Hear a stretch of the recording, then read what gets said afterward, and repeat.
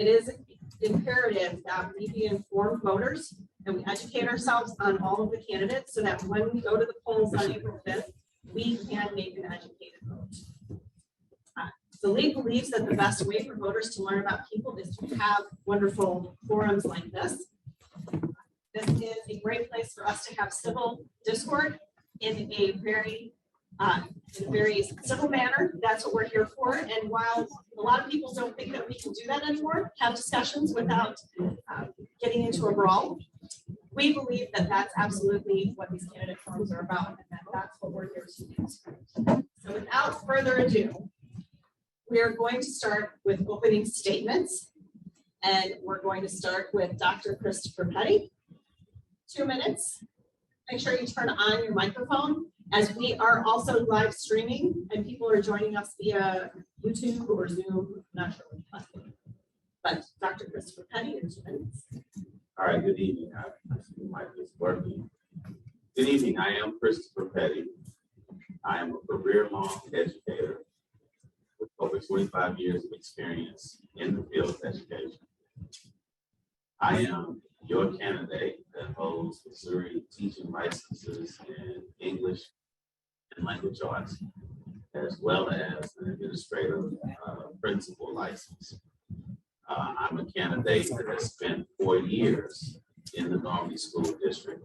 So I've had an opportunity to understand that culture and what it takes to make this an effective school system.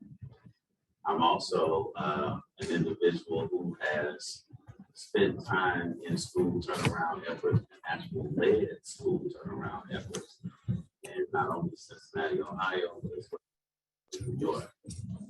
I'm also the father of 2 school-aged children. I have a son that will be going to college. And I have a 4-year-old daughter who turned 5 who will be in kindergarten in the fall as well. I look forward to your questions. Thank you.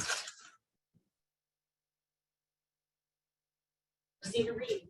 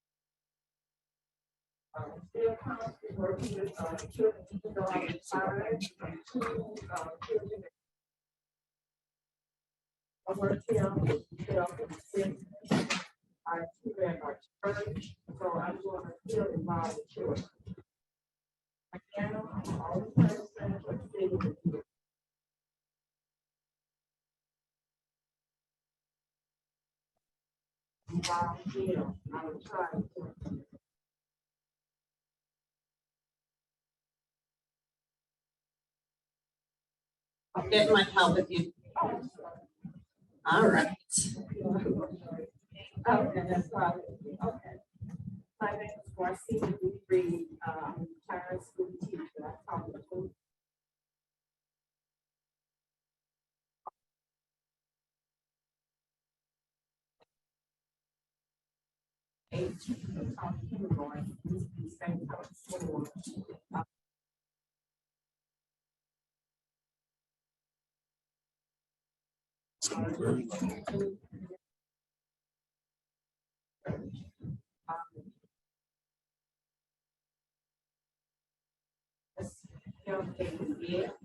And also, I taught third grade, also high school students. Now I'm still involved in youth.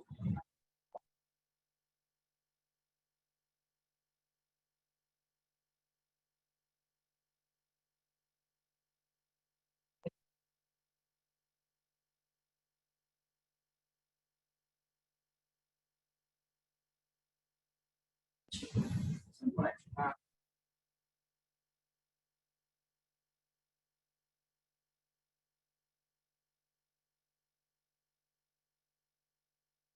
you so much. Good evening. My name is Harlan Hodge, and I am not an education expert. I'm a social worker with a bachelor's degree from the University of Missouri St. Louis and a master's degree from Washington University in social work. I am the product of teachers, preachers, and social workers. I spent the last 25 years of my life trying to pay back the debt that they've invested. If there is something that I'm an expert in, it is learning, listening, and working really hard for the people who are counting. I am humbled and honored to be on this stage tonight. As a resident of this community and a friend to many of the people who are sitting here, I challenge and the opportunity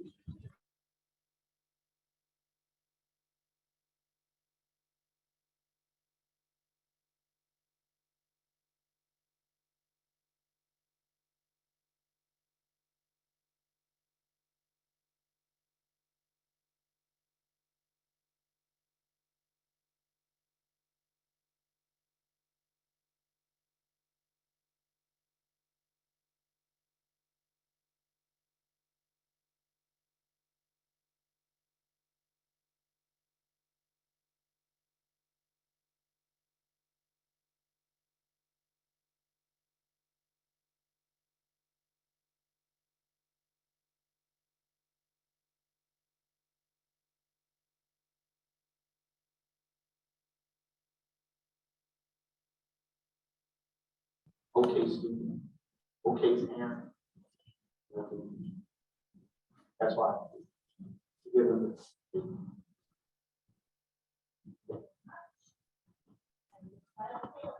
Hi, I am Bonnie Taylor, and I am a 25 resident of the Normandy School District.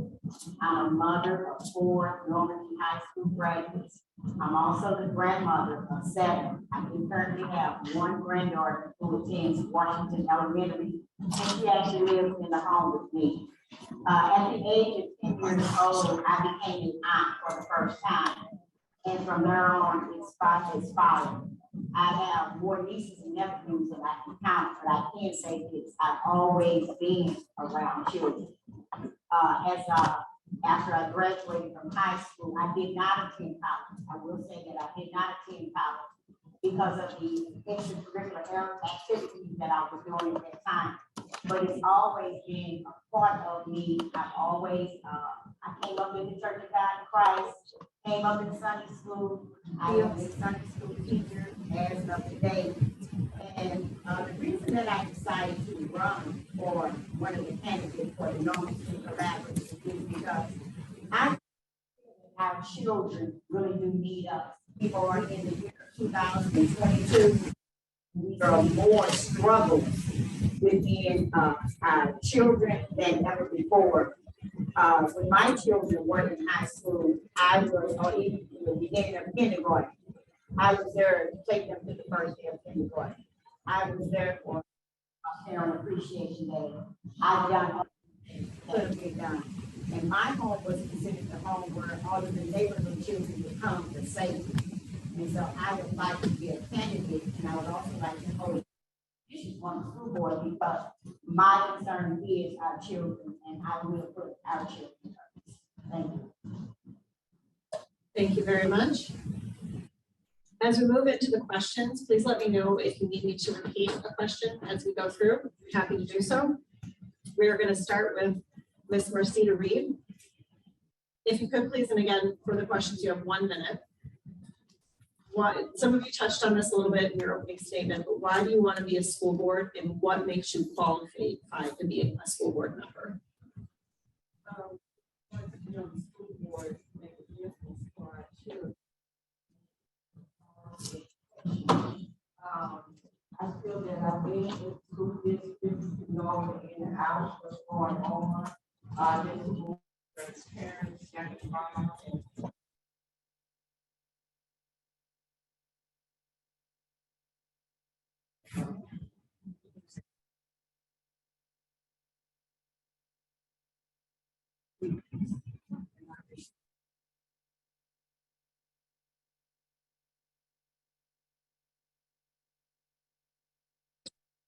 Same question?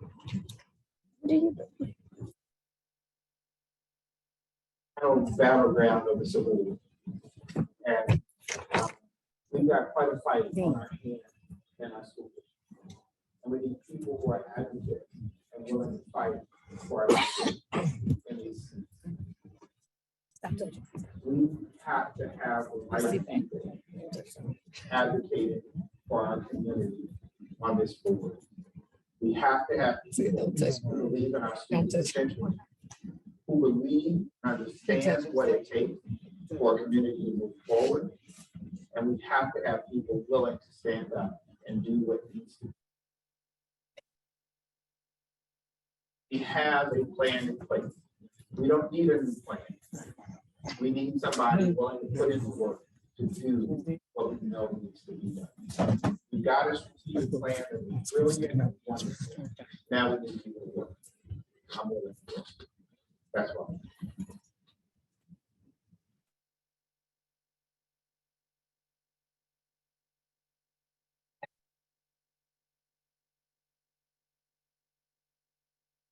concerned about this, concerned about what will our children become as they grow up into adulthood. And I believe that we in the school takes the learning system for us to help our children to be the very best. So if there are learning issues, there are problems that are taking place with the community. And so it is my desire our children are pushed and to make sure that they will grow up and they will be a part of society.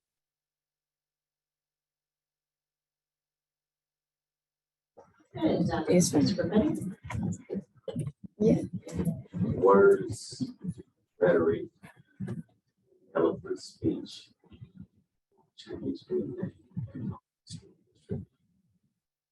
I've been enjoying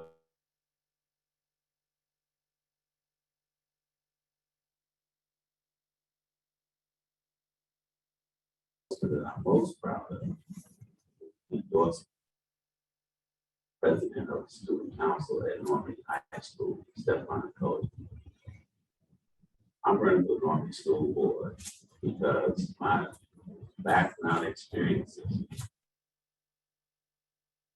those relationships with students, parents, teachers, and administrators alike. I was encouraged to run for the school board by my community in Pasadena Hills, where I serve as the chairman of the trustee board. In order to get this right, we need skills, talent, and expertise. And we need individuals who have been there and done it and have the roadmap to keep it.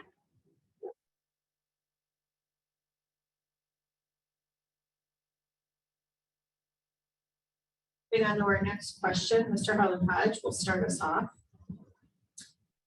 Start by, what are the 3 most important steps you will take or strategies you will use to implement to improve our failing schools? Please be specific.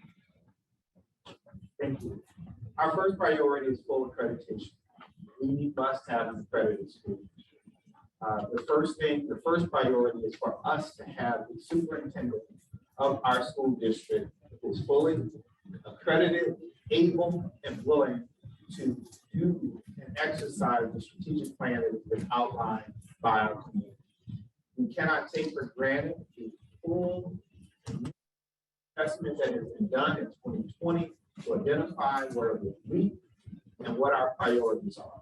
I don't have priorities. My priorities are our community's priorities.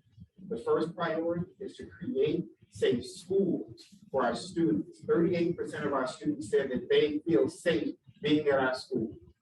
The rest of them don't feel safe. That's absolutely unacceptable. And so the work that we are doing to create safe, our number one priority. The second priority is full community engagement.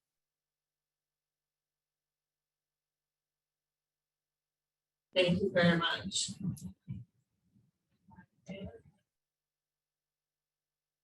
First, I would like to say, I also agree that accreditation is not,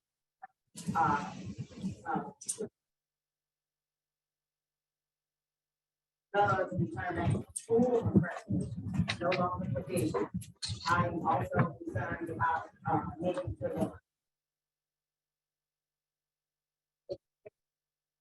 it means not only teachers, superintendents, grandparents, and anyone who lives within, supervision.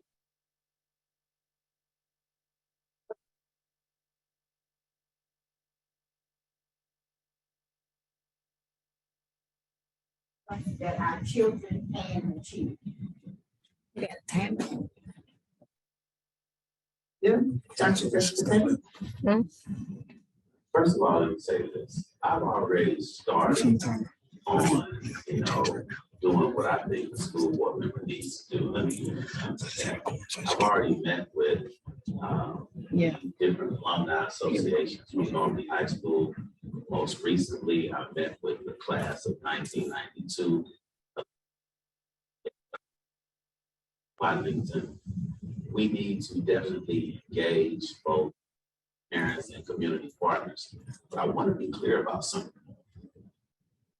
It's not going to attain full accreditation without raising the test score.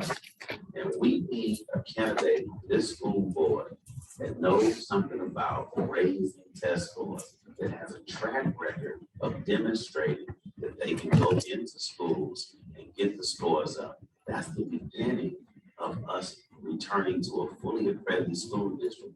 We can talk about accreditation all day, but if you're not talking about test scores, that's a moot point. Doreen? First of all, to get, so we can,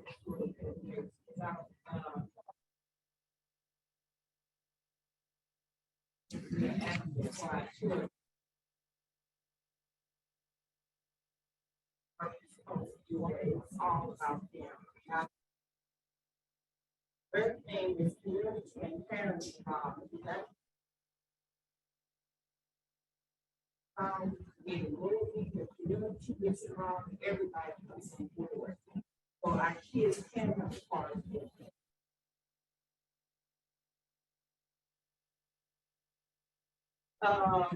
So we engage the parents,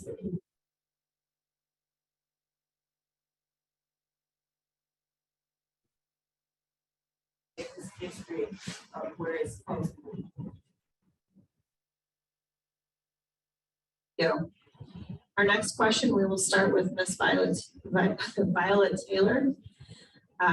Next question is springboarding off of what was just discussed, is how will you make sure the voices of all constituents in the district are heard and addressed with policies, educational support, and issues that impact not only our schools, but our communities? I will reach out personally to go to parents, go to playing. I heard someone say that there are picnics. There are many ways that we can reach out to groups of people. Families, the community, and get those people involved. It's imperative. It's imperative for there for our children. It's imperative that we are doing those things. The children are getting out of things that they will be.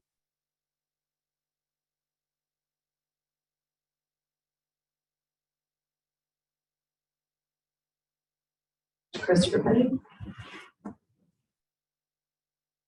How will you make sure the voices of all constituents in the district are heard and addressed with policies, educational support, and issues that impact not only our schools, but our communities?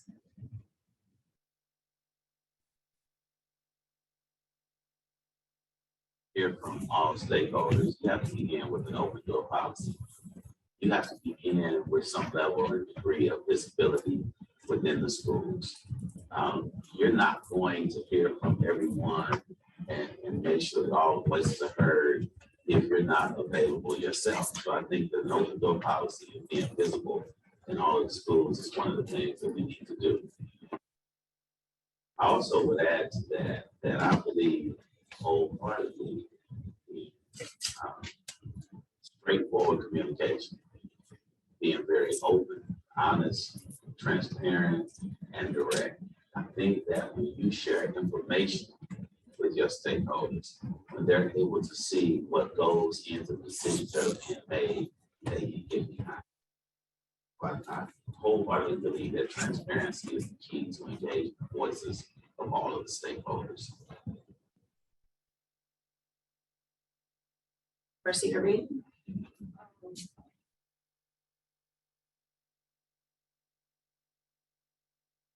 Saturdays, I was teaching in order to get involved, we would go and ask for what they think should happen in the issue. So it's not good on a Saturday. So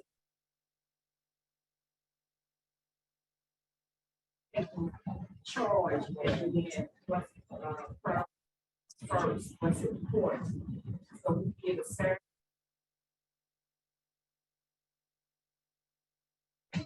So we have to be open minded.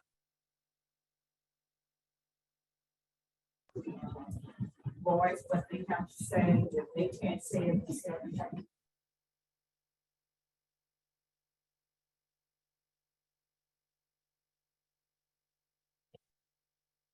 Thank you. We already have systems in place to do that. We have open school board meetings where everyone in the community is invited to come. We have school board members who should be very available, and accessible, and engaged in their community. Accessible in my community. I conduct focus groups on a regular basis in our community. I've been doing that since 1992 when I was a student at the University of Missouri St. Louis.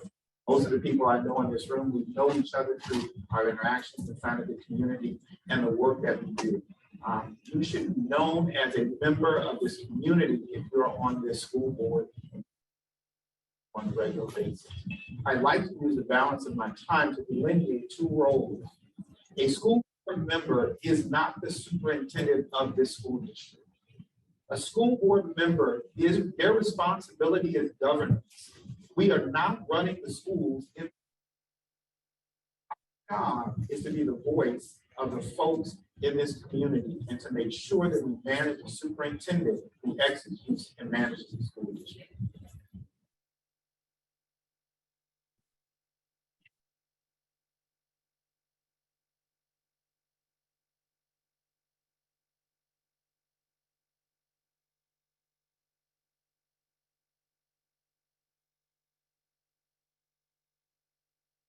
We do know that the research is clear that the single most important factor in a child's educational career is a highly qualified teacher. So recruitment and retention of highly qualified teachers is key. One strategy that I would employ would simply be this. Normandy has to offer competitive salaries for all of the new teachers coming out of the colleges and universities.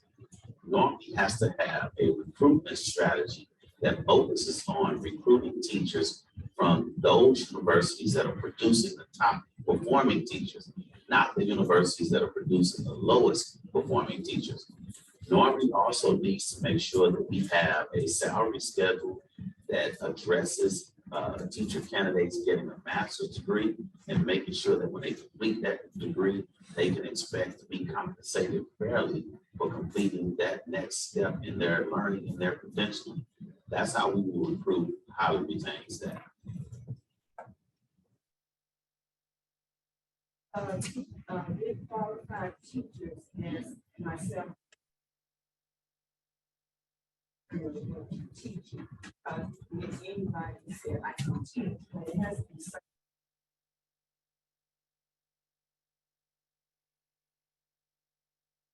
But if you don't have a certified teacher.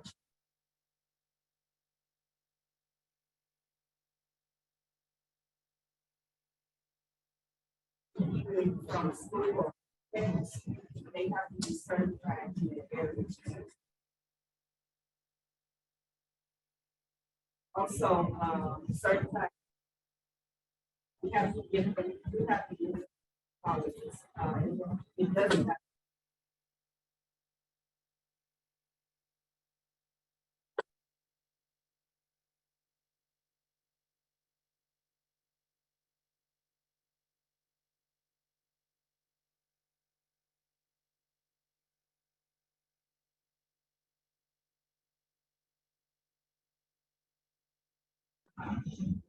Our district strategic plan outlined a very detailed strategy for hiring, developing, and holding accountable teachers for producing results.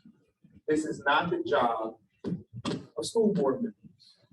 Our responsibility and my commitment is to hire and holding accountable a superintendent who will execute our district strategic plan.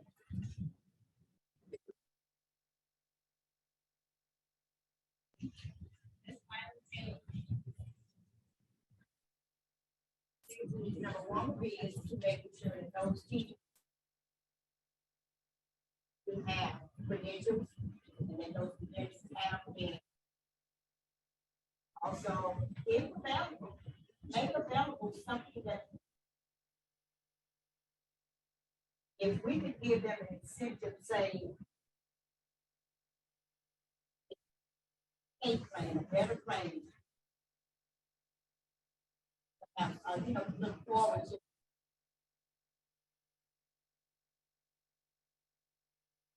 To retire from the someone who has compassion for our children. We don't want someone who comes to work every day just to get a paycheck. We want someone who has compassion for our children. We want someone who is attentive to the problems and the needs of our children. And so make sure that our children get the education.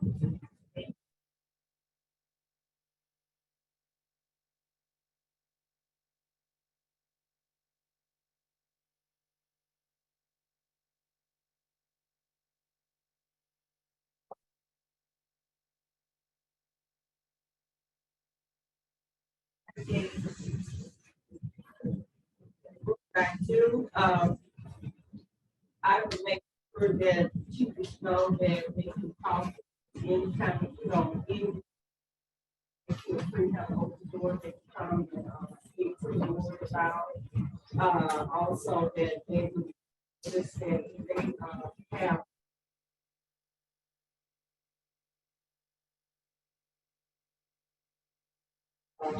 And then,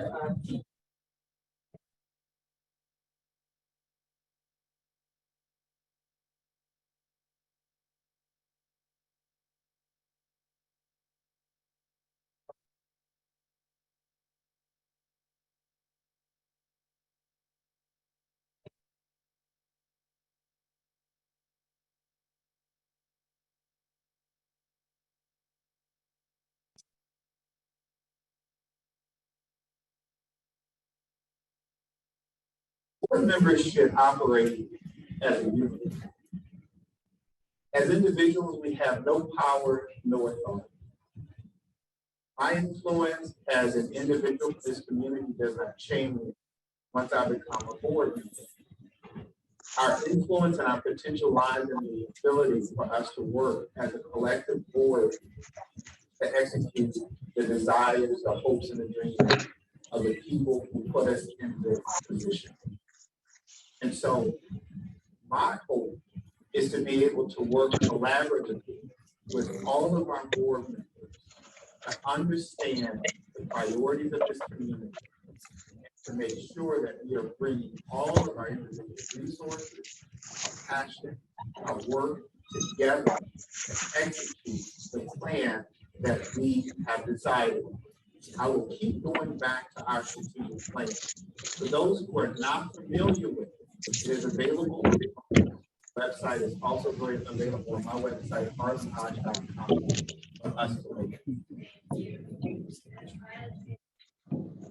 A lot of our teachers are pushed beyond their limits.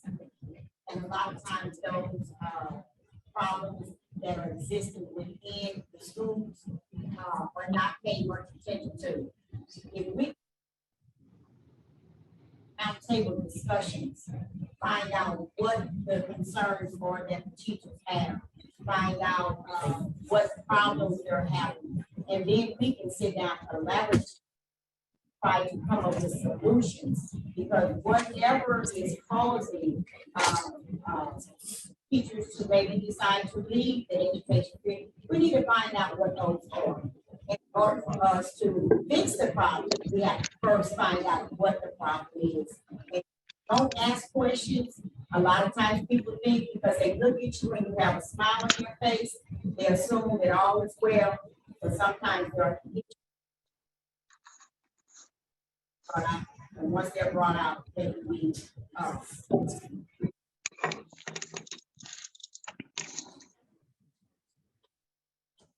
For this particular question, I really think it's important to be honest. This disconnect, board members are not necessarily hearing directly from teachers what their concerns are. It may not be their role to address those concerns, but it is their role to hold the superintendent accountable to address those concerns.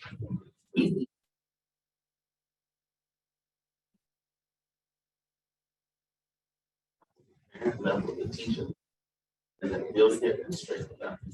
What's happening in the school now is that there are so many decisions that are made without input from key stakeholders. So what happens is once those decisions are made, we don't get any soliciting feedback from those individuals that are called upon to deal with whatever the decision is. So herein lies the true disconnect. This is what we have to remember. We have to make sure we have teachers on board for the children.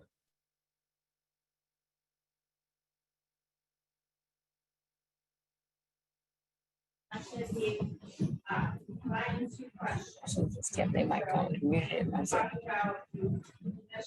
Make them turn it on.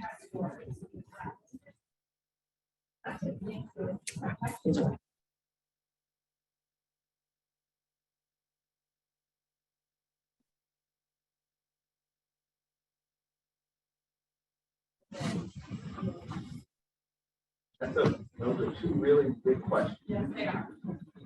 I'm going to ask you to repeat that again because I want to make sure we're on. What is it? Well, yeah, right.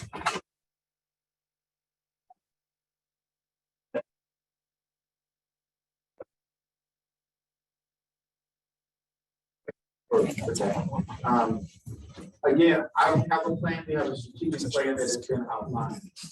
There are over 381 responses to a community evaluation that was done to ask that question, and our community responded.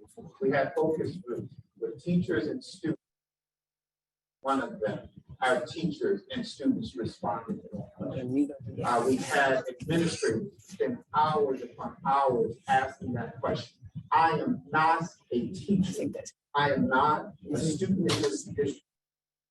Closest to the problem usually have the answer.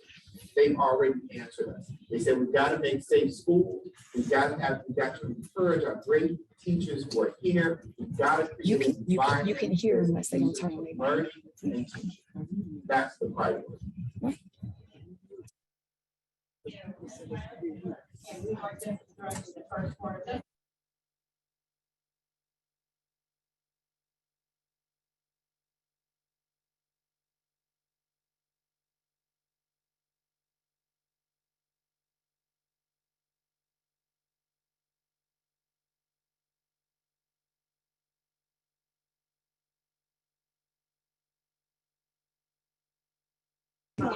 She don't hit the I power. feel that we could provide information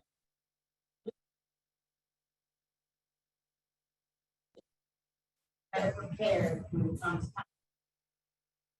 We know that the calendar itself tells us we have math testing in May.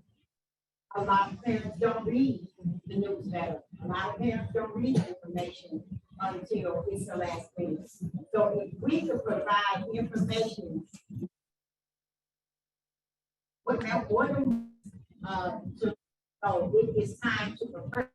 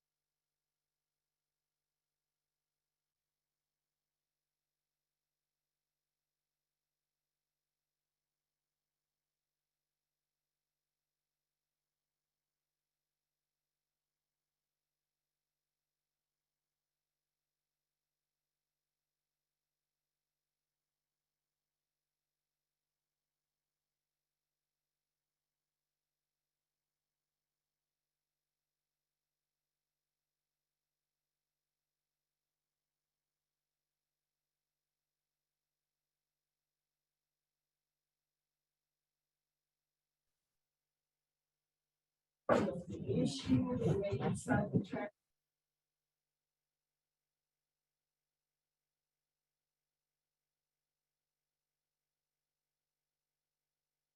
The attendance,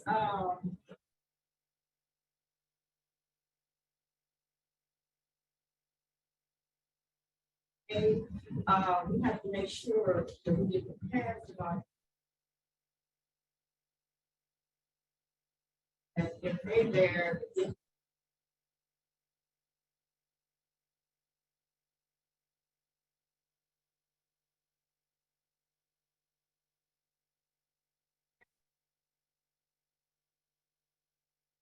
The next question is, what will you do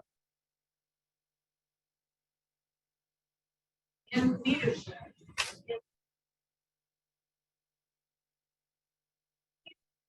Into the approach to improve academic.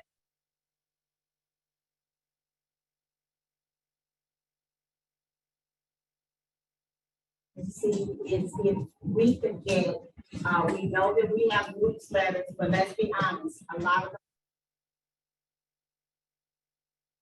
parents receive information from our children. We have children that take information home and it's built in the book bags.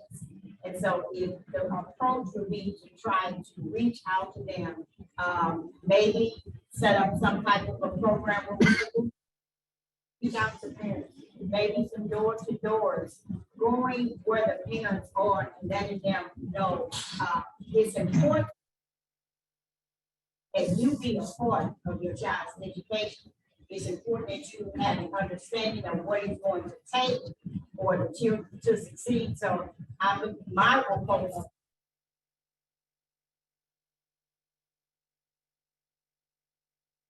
get it together on my own. And going out and trying to reach them, it is very important that they are involved.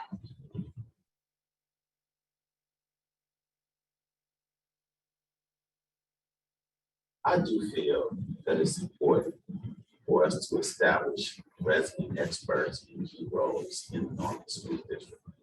Because if we don't have resident experts, who's going to be that lead teacher that mentors the new teacher?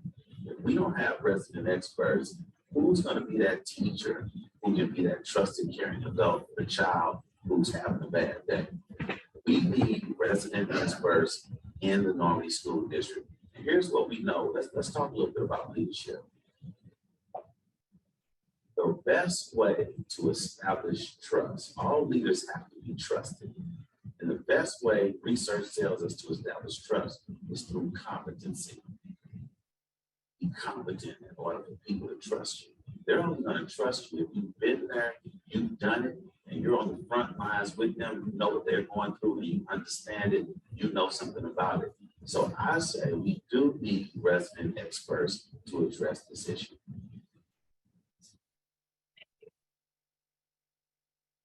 From the academic, point,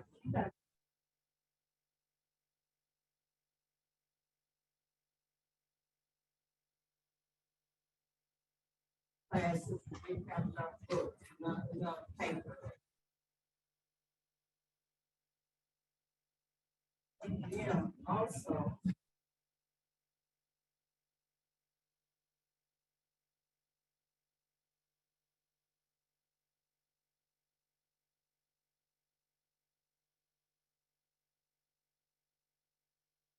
Stay all this and all that, I'm tired and all this, you have to really appreciate it. Or new hats, you know, they're willing to, our principal is something, one of the teachers out there, going to the class now. Up to the superintendent, if somebody's out, they should make.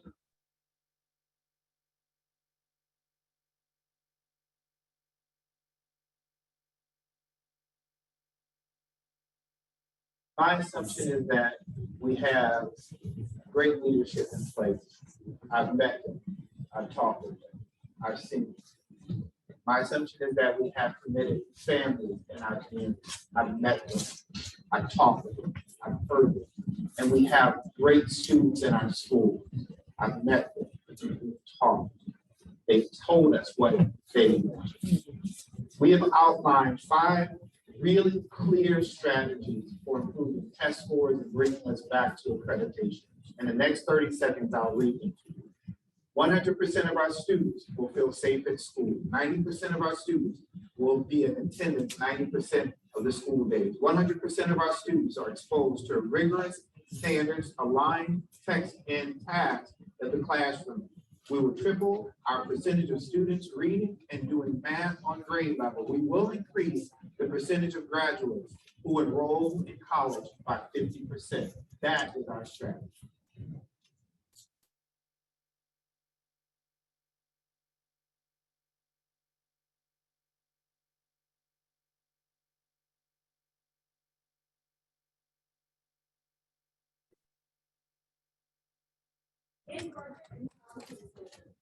Picture all options. Is way like external influence. We have to understand that there is about a $23 billion difference between funding non-white schools and white schools. Already are aware of the fact that funding deficit exists in every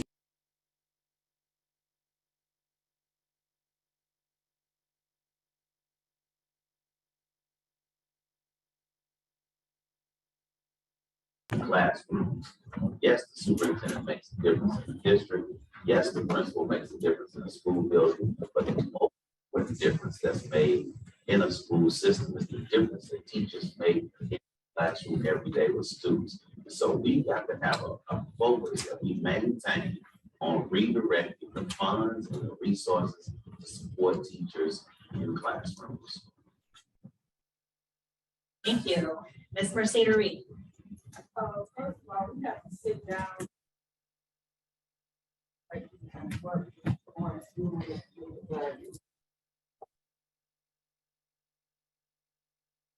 like, what goes here, what goes there. We have to know what's in and what's going in. And see it and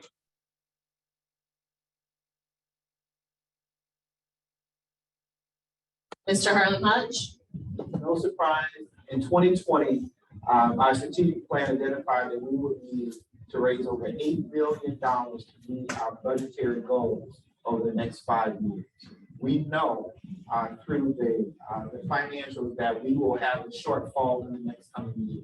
The question is, not only do we have to make sure that we're responsible with the money that we have and that it is spent according to our budget and the priorities of our district, we also have to realize that we cannot afford everything that we need, which means that we are going to have to step up a proven strategy in our community of employing wraparound services for our students and our community. We have to leverage the goodwill of the St. Louis region to support the most vulnerable district in the region. We got to beg, borrow, ask for help. We have to be advocates for folks that we're a part of this entire community. These kids don't just belong to Normandy, they belong to all of us. And we should all be invested. Thank you for asking the question the board members should answer. Thank you. Ms. Violet Taylor. Sure. In budget and policy decisions, how do you make sure all options are considered and keep from being swayed by external forces? First, I would like to say, when you are considering a budget, it's just like a family budget. You have to sit down if you're a husband and wife. You have to sit down and you lay out your budget and you see how much money we have coming in. We have to see what is our top priorities, what is it that we must pay, what is it, the necessities that we need, and then those things that are not of such urgency. We budget those things, and it's the same way. How much money will we need for funding for our children? How much money will we need? Is the security. All of those things must be considered when you are considering a budget. Things that are on top priority. Top priority. Sometimes we have to take a little bit from the bottom and add to the top. Sometimes we have to take from the top to add to the bottom. Thank you. Thank you. Our next question, we will start with Ms. Mercedes Reed, and I am going to take a question that was provided from the audience. How can we discipline problematic students and keep them out of the justice system? Hey, we got to find out what the problem is, why.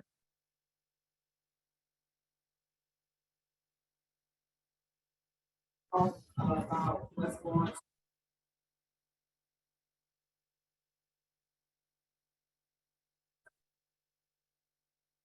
on. It's something more.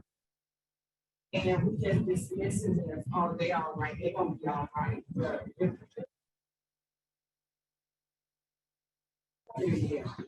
And I have heard.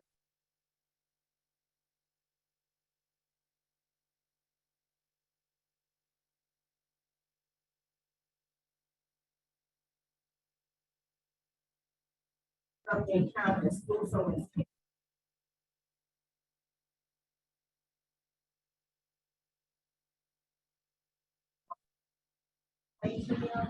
You know, something, you have to really. Mr. Harlan Hodge. Children who step foot into a courtroom are 2 times more likely to return to that courtroom. Have to understand that our children make mistakes and they often need coaching to get back on the right path. We cannot ask our schools to carry that burden alone. We cannot put another requirement on our teachers to do that. We are very fortunate that our community is leading a court redirection program for our region. I am a volunteer in that program where we take students who are young people who are offended, and we meet with them. Instead of them going into a courtroom, we meet with them and we talk to them about what they did, what was the harm, how do we begin to heal that harm. It is a model for how we keep our kids instead of pushing them away, and we're keeping our kids out of the justice system by doing those kinds of things. This is the way we get our communities engaged in supporting the students, not putting more burden on them. Thank you. Ms. Violet Taylor. Because I have been brought up in church from the age of 10 years old, I believe that the first thing is we need to do. Go back, I believe it was in 1969, already our parents voted to take prayer out of the schools. When prayer was taken out of the schools, so many other things have come into the school. So if we could use prayer for those that believe in prayer, and I do believe that when you pray, it changes. But we also have to address the issues. What are some of the issues that are causing our children to behave the way that they do? We don't, because they come to school each morning, they have suffered or endured throughout the night.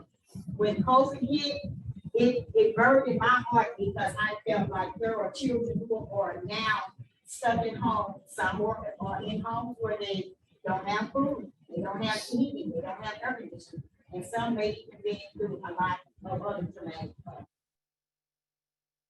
Dr. Christopher Petty. We have to start with preventative measures in school and preventative measures that call for the creation of a culture. That's something for everyone. I recently had some meetings with some principals, assistant principals, and district staff in Normandy. We had a conversation around programming that helps to create this kind of culture. And we met with a young lady by the name of Deja Betts, who has an aviation program. Every kid is not going to college. What we have to do is get kids to connect to where they are now, what they're doing now, and how does that connect to where they're going in life and what they're doing.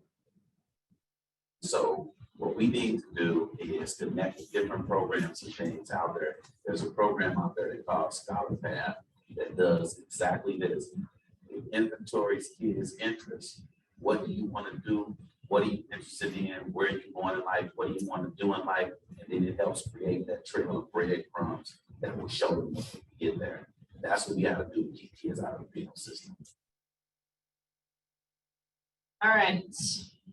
Going to move back to a curriculum question, and we'll start this round with Mr. Harlan Hodge. What courageous conversations and actions are you willing to make in order to improve academic outcomes in reading and math, as well as support STEM education? I am willing to work with the board to have courageous conversation and tough conversation with our superintendent about how to execute the section of our strategic plan that holds teachers responsible for producing results and to help provide the needed resources. I am not an educator, I'm a social worker and a member of this community. I will not disrespect our administrators, teachers, and the enormous amount of education and training that they have to do their job. We will hold the superintendent responsible for doing the job that the superintendent is supposed to do, which is to produce results in our classroom. We must hire the right superintendent to do the right work in our communities and trust them to do the work and evaluate them on a regular basis. Thank you. Ms. Violet Taylor. The courageous question that I, first of all and foremost, are you completely dedicated to the education of the children? Or are you doing everything within your abilities to make sure that each into your class is giving same opportunity to be able to learn. And if there are problems with any of those classrooms, maybe sometimes you may need to ask some help. But I think the real question is, are the teachers really dedicated? We want them to be certified. We want them to be qualified. Also want them to have the compassion and the ability to be able to teach the children. Sometimes they don't have the ability, who may be struggling. So we need to ask questions. What is it that we can do to help you, the teacher, that you can help them? Thank you. Dr. Christopher Petty?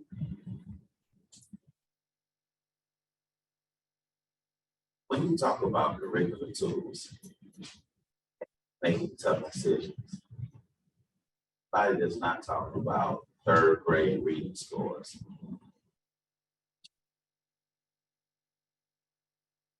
What curriculum is all about, because we know that if they're not reading at grade level, at or above grade level by the third grade, they're 4 times more likely to drop out of high school. And once they drop out of high school, this goes back to the previous question, they're more likely to end up in the penal system. So when you're talking about curriculum, we need to be talking about tough decisions around third grade reading scores. We need to be talking about tough decisions around foundational math, addition, subtraction, multiplication, division, fractions, decimals, and percents, because this is the math knowledge that's prerequisite knowledge for any additional math knowledge that you choose. So anybody that's having a conversation around curriculum, they're not talking about these things, they're missing a huge point of what the teachers have to deal with. You. Ms. Marcina Reed? Well, as far as when you come to school, you want to school to learn, but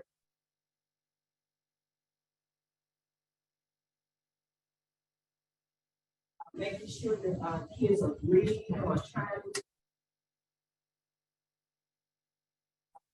are very important. I'm concerned that you learn, that all can learn.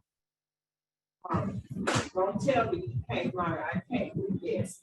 This is too hard or whatever. So you have to make curriculum and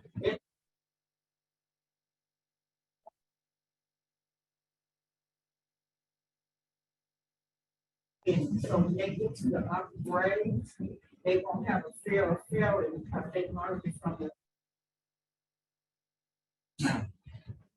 Thank you. Going to move to our next question, and we will start this round with Ms. Violet Taylor. This is a combination of a question that came in prior to the forum as well as one that came in today. Can you please talk to us about your past successes or failures that you feel qualify you to be the best candidate, and what do you bring that's different from all the other candidates? At this exact moment, recall a lot of failures from the things that I have read.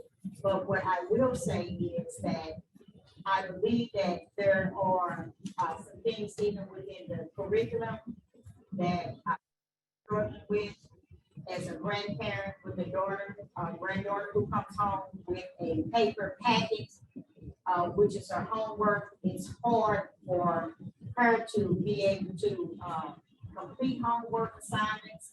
A lot of the curriculum that I see when I'm helping her, it's almost as though it's not designed for our children to succeed. I hope I'm answering the question. I'm answering to the best of my ability.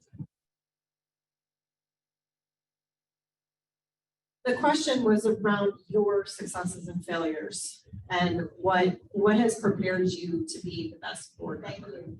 My success, and as far as my success, my home was considered a home where the neighborhood children could come. They came to.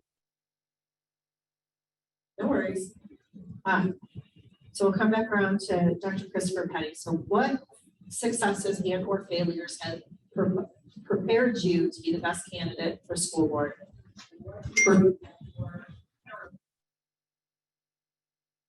Thank you. I'd like to start by just simply saying early in my career, I served as principal in St. Louis Public Schools, where I worked with the Regional Business Council to raise $1.3 million for the school that I was principal. I've also worked in a school in Cincinnati, Ohio, where we created a school partnership with the Archdiocese that provided wraparound services to our students that included everything from mental health, vision health, to dental health, and strategies for homelessness. I've also served in schools where the state signaled that they would close the school because of accreditation issues. And we worked to turn that school around. And in 4 years, that school was in the top 10% of schools in the whole state of New York. So I am the only candidate that has 25 years of experience in education. I'm the only candidate that holds teaching licenses and administrative licenses. I'm the only candidate that's been inside of the Normandy School District, understands what's going on there. And I'm the only candidate that's led school turnaround efforts. Okay, my success is I've been teaching in public schools. Normally, I was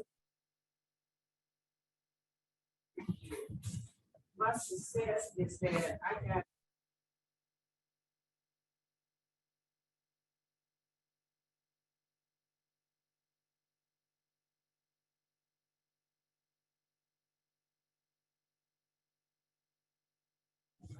and something that I kept telling them it's going to be all right.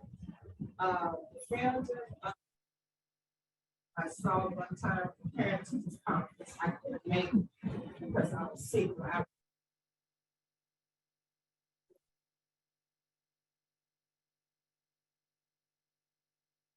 The kids were improving what they could do to help.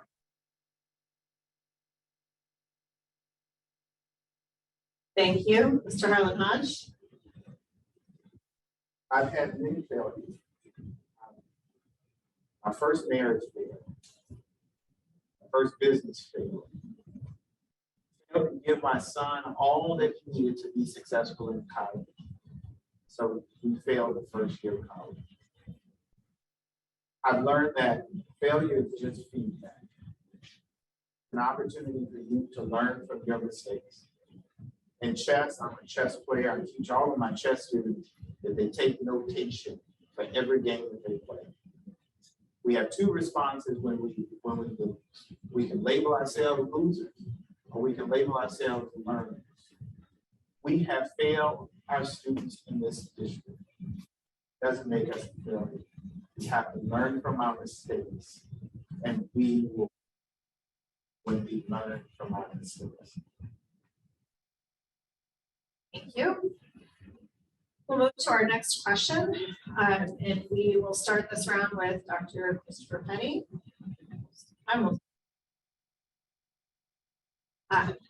Since we've talked about superintendent, we're going to go to a question about recruiting, retaining, and helping her bring on a new superintendent. So how will you ensure that a new superintendent is chosen to lead the district to improvements for the students without their own political agenda? And how will you go about recruiting said superintendent?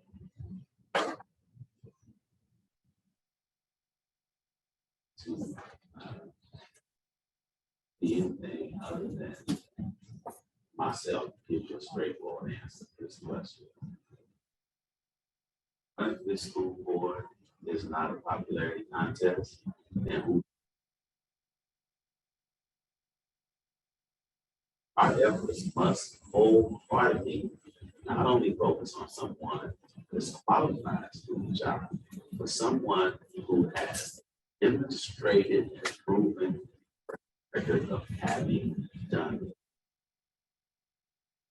But you can recruit that individual is to start off simply being objective and removing all of the bias, all of the extra about associations. This is not about groups. This is not about politics. This is about putting in place the individual that can do the work that's going to move the district forward.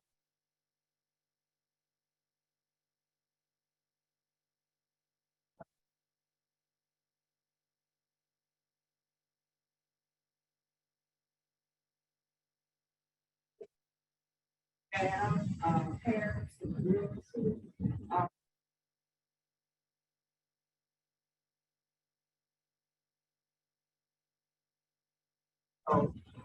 because all the places to go is higher.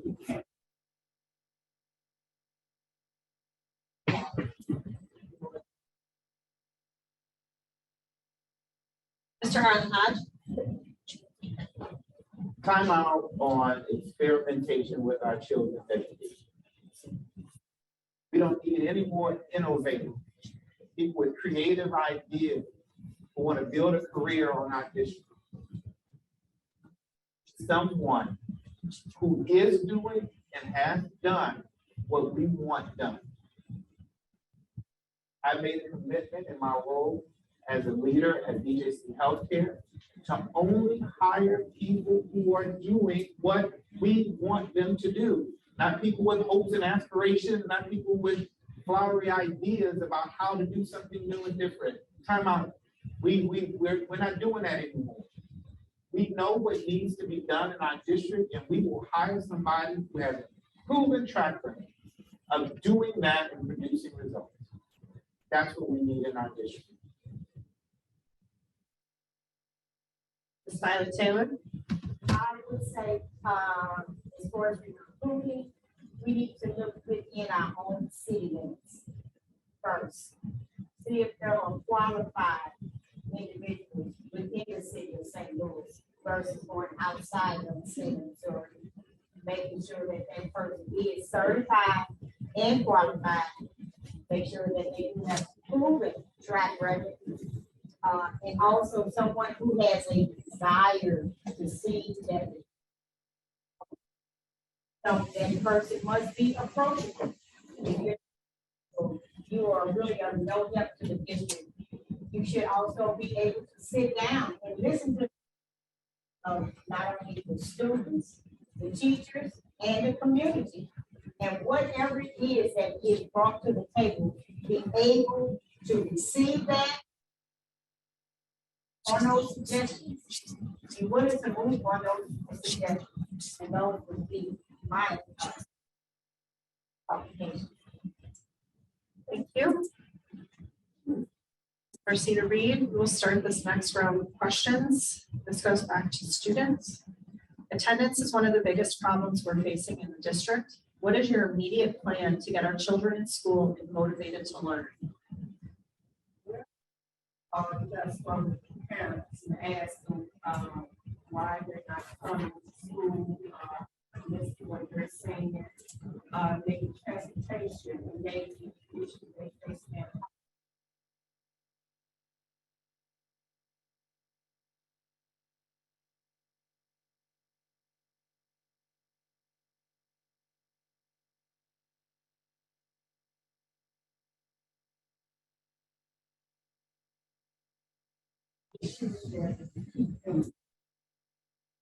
It's really important. I just place to learn, that was fun, too. Fun.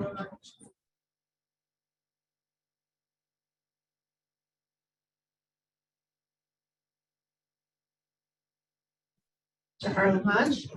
On about page 9 of our strategic plan, it answers that question, and I totally agree with you. That we must create an engaging environment where students feel safe and that they're in a learning environment that hears and listens to their voice. That we must produce a college-ready teaching and learning environment. Our students want to learn. They want to be with dynamic teachers who want to teach. We will make that a priority. That we will recruit and develop and hold accountable and retain top talent by supporting the social and emotional well-being with the students. That we will create impactful partnerships, and then we will create a 21st century learning organization where students can be proud to be Normandy like. Violet Taylor? I don't know about all of the policies, don't know about all of the programs, neither do I know about all of the projects that are currently taking place within the Normandy School District. But I do know in order to get the attendance up, we have to find in those caregivers. And we know it's not just the mothers and the fathers that are raising children, there are grandparents, there are uncles and aunts. Once we are able to get a place where we can reach out to them, it's causing our children to not be in attendance at school. But most of all, I think about we need to find out what is called. Sometimes it's the lifestyles of the parents. So they don't get the children up in time. So we need to ask what is causing them to not be in attendance. Thank you. Mr. Christopher Petty? So when you talk about attendance, what we need to do is mobilize all of our social workers, our counselors, and our parent liaison staff. What we want,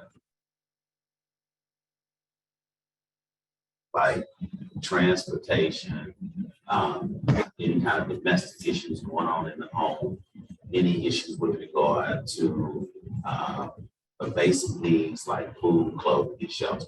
Once you rule those things out, what you got to do is immediately go to addressing attendance issues at the start of the year. Everybody that's working in schools, you know, this is something that we set the expectations for at the beginning of the year. We hold students and parents accountable. From there, you've got to incentivize perfect attendance. Students have to have some kind of recognition and reward for being present. And what we need to do is leverage extracurricular activities, participation in extracurricular activities that will be leveraged based on your attendance. To a curriculum question, and this round will start off with Mr. Harlan Hodge. Recently, there has been a lot of anti-police sentiment across our nation. Should this anti-police topic be part of our curriculum materials being used in our classrooms and libraries within our school district? Why or why not? Education is a confrontation with ignorance. To be a place where we learn about what is happening in our society, both now and historically. We don't learn from our past, we're bound to repeat it. Classroom is a place where we are developing good citizens for our country. I believe that the classroom should be a safe place where we can read all textbooks and look for understanding and truth. In our pursuit of truth, we find ourselves. And so truth should be taught in our classroom. Ms. Violet Taylor? When we talk about history. And when we talk about history, we talk about things that have happened in the past. Forget about the past, neither can we change the past.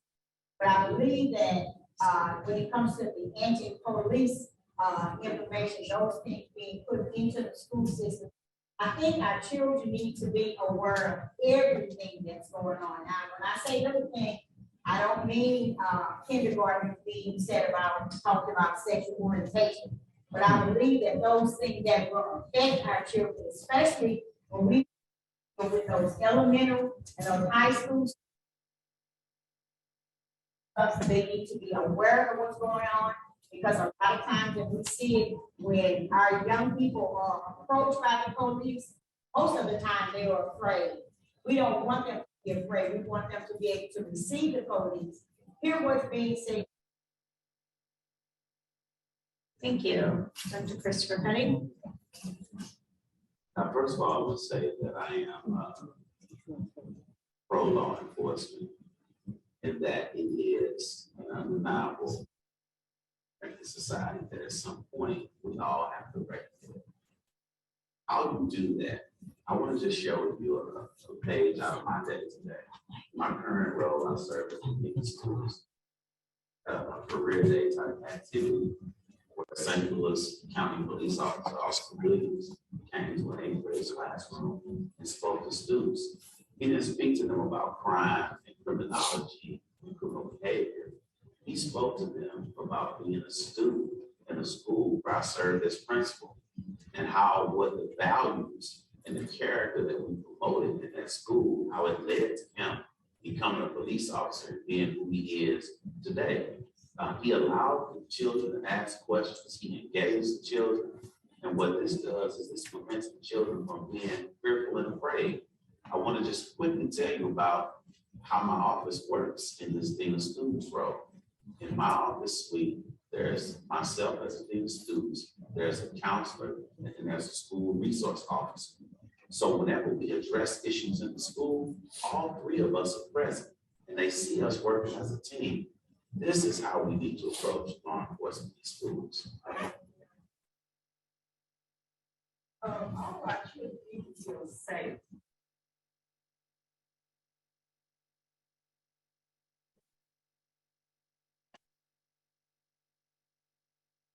As students, and I say,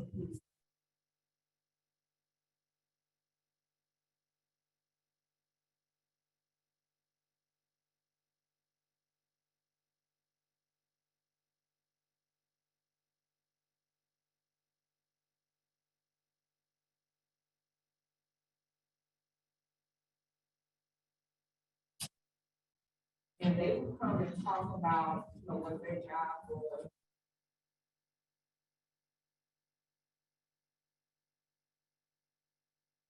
But I don't have one they talk for one, they have.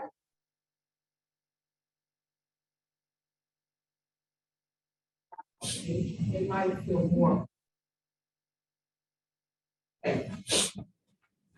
Thank you.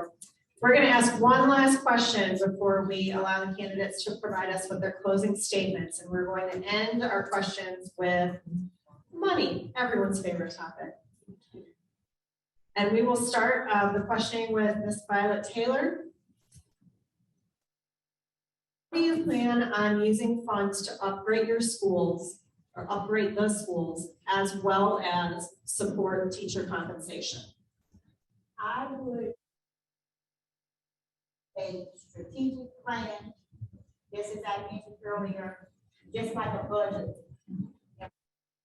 I would put those things that need top priority. Those things would be listed and they would go in the order of priority. I would make sure that the money that we need for the education of our children, because that is my greatest concern, that our children are able to get the things that they need for them to be successful. Also sit down and get a plan for our teachers in order for us to get better qualified teachers. Maybe it means that we may need to increase the pay. But we buy or take that budget money and put that money to work that it will work best for the school district, so that at the end of it, we can sit down and say what we did with the money. This is what we're going to use the money for, and then at the end, we're hoping that the plan will work. Thank you. Dr. Christopher Petty. So in schools, we all know that you have different pools of money. And based upon where that pool of money comes from, it's earmarked for different things. So sometimes you can't just spend this on what you want to spend it on. You have to spend it on what it's earmarked on.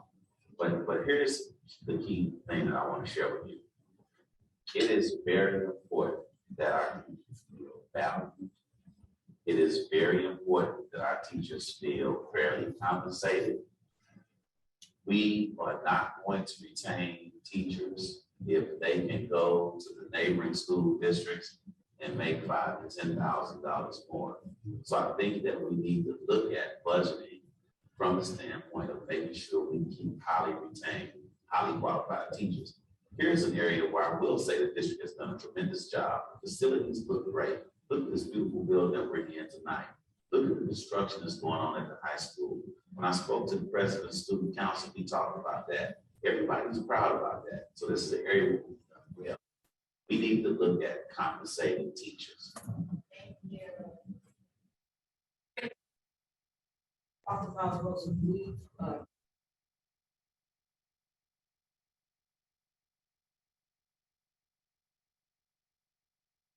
just like class, some schools. Oh, yes, yes.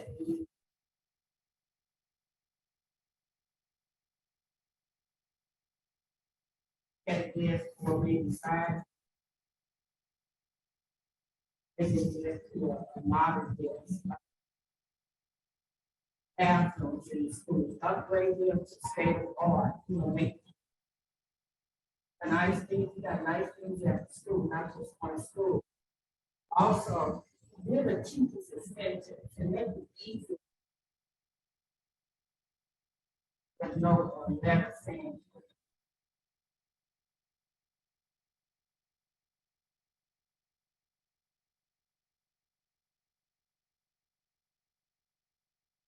Thank you. Mr. Harlan Hodge. There's a process to building a budget for any organization. And that budget in school district is not determined by board members, but by school leaders. And it is developed and then presented to the board for approval. But board members are responsible for making really hard decisions when we cannot meet all of the requests of our school leaders. That's when tough decisions have to be made, but those decisions are negotiated. And so I believe that we should follow that same principle. When it comes to teacher pay, Normandy School District will not be able to compete with richer school districts under the system that exists. So what I think is the best thing we can do with recruiting teachers to take Booker T. Washington's strategy of recruiting George Washington Carver to serve at Tuskegee University. He said, we can't pay you what you're worth, but what we can give you is an opportunity to change the world. Thank you. Thank you for all those very thoughtful answers. As we move into our closing statements, again, you will have 2 minutes for your closing statements. We're going to start and go in the opposite direction as we did for opening statements. So we'll start with Ms. Violet Taylor. Thank you. So, the member of the North School Collaborative, it is with determination, it is with compassion, and most of all, it is with concern. Yes, I will admit, I don't know all of the budgetary information. I'm not familiar with everything that may have taken place within district 10 or 15 years ago. But I am coming because I am truly concerned about the success of children. We hear about Normandy School District being a school district,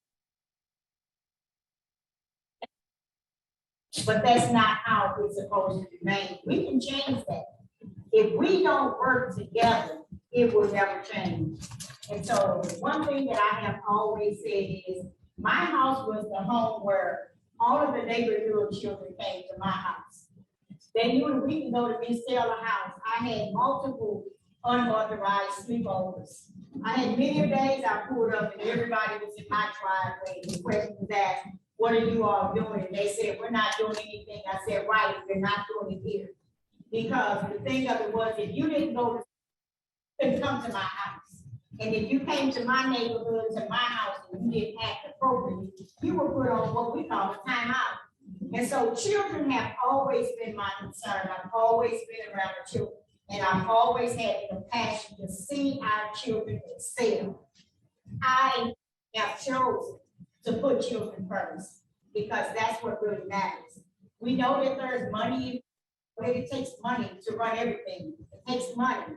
But I believe that if we put the children first, if we put the concern of our children, our school district will be the school district that we want it to be. We want it to have a thing, but we do want our children first because that is what matters. Thank you. Mr. Harlan Hodge. First of all, I want to thank all of you for being here, those who are here in person and those who logged on to Zoom. This is evidence that we have hope for our district. The second thing I want to do is I want to thank Dr. Petty, Ms. Reed, and my friend Ms. Taylor for their willingness to serve this community. There's no pay in this, there's no glamour in it, it's all work and risk of judgment. And so thank you all for your commitment to our community. Most of us on this panel tonight are already doing the work to support this district, as you heard tonight. My wife and I made a commitment to move to this area to support the school district. I wanted her to be on the school district. I never wanted to be on the school board. I just wanted to work with students. And when this opportunity came up, they say that most folks are just called to leadership. And so I'm responding to a call. If I am elected to this board, I promise you that I will give all to this work. It's the most important thing that we can do right now, is to make success out of this story that's been told about us. So I believe that the board is responsible for three things: managing the budget, managing the mission and the vision of this board and this school district, and managing the superintendent. I commit to doing those things to the best of my ability.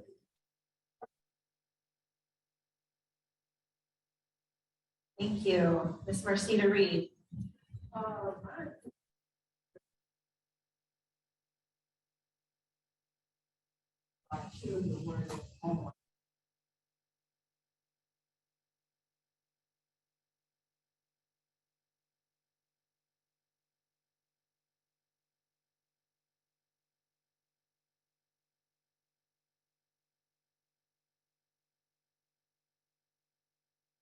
And she was there. And I, really, yes, they would be the best. They would be a part of it. As young adults go wherever they want to go. And I feel like we just have to do something like superintendent that Normandy and say something.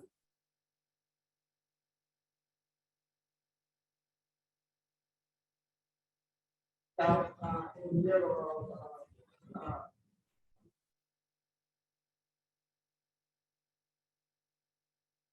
in a fight. So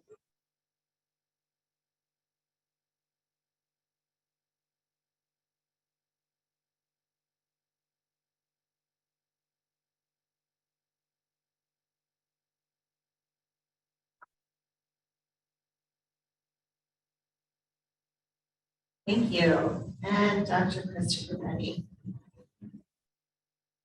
I too want to thank all of you for coming out tonight and giving up your time to be here and hear from my esteemed colleagues in this pursuit for the Normandy School Board.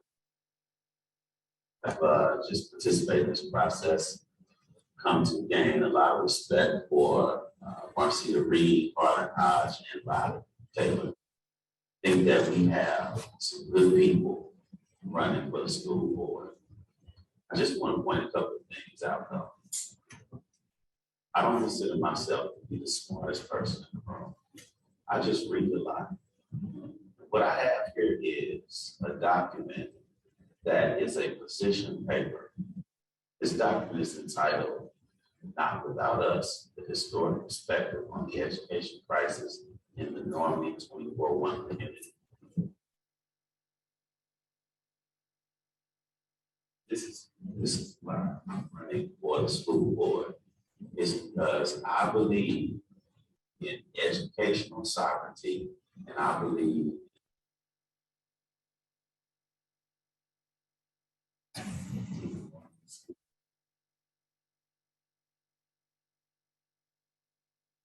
being on the school board because we live and reside in this community.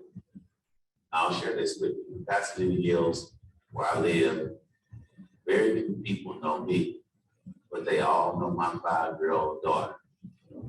the little girl that rides a bike without the training wheels, the little girl that speaks to everybody in the neighborhood. And I'm running for the Normandy School Board because I know my daughter has never seen the inside of a daycare center. She's never had a babysitter. She's been at home with her retired grandmother, who's a kindergarten teacher, since the day that she was born. And I think about children who don't have that as an option. You know, we cannot leave them out. We can't forget about them. Somebody has to work with them too. Thank you, everybody, for coming this evening. Can we please give our candidates a hand?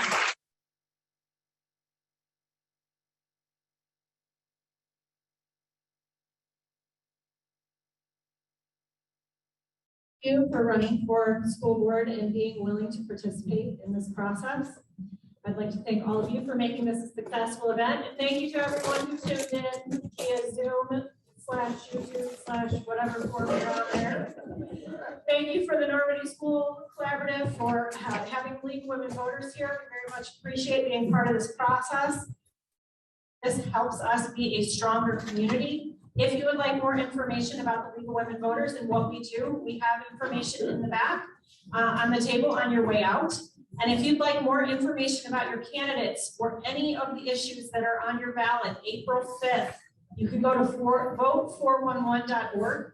We also have that information in the back, and you can gain all the information that you need in order to be an informed voter. So thank you very much for being here. Have a lovely evening, and make sure you vote on April 5th.